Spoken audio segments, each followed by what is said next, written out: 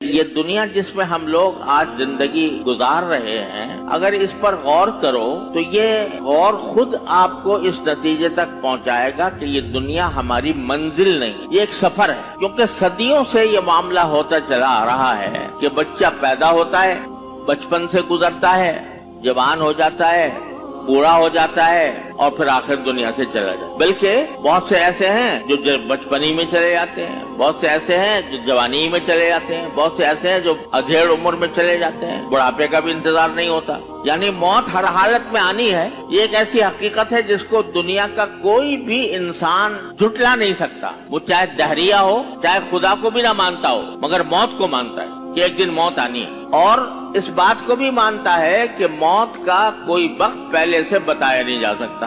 کوئی دنیا کی طاقت ایسی نہیں ہے، نہ دنیا کی کوئی سائنس ایسی ہے۔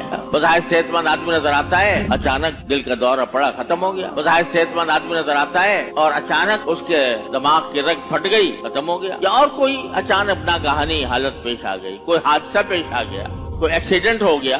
کوئی پتہ نہیں ہے کہ میں جب اٹھ کے یہاں سے جاؤں گا اپنے گھر اور راستے میں سڑک سے گزروں گا تو میرے ساتھ کوئی حادثہ پیش نہیں آئے گا۔ کوئی گارنٹی ہے، کوئی ضمانت ہے کسی کے پاس؟ لہذا اگلے پل کا بھی پتہ نہیں ہے کہ میں زندہ رہوں گا یا نہیں رہوں گا۔ اگر یہ زندگی جو دنیا کی زندگی ہے یہ مقصود اصلی ہوتی یا یہ ہماری منزل ہوتی تو پھر یہ موت کیوں آتی، اور موت کو اتنا غیر معین کیسے ہوتی کہ پتہ نہیں کب آ جائے؟ تو یقیناً اس سے معلوم ہوتا ہے کہ یہ دنیا ہماری منزل نہیں ہے۔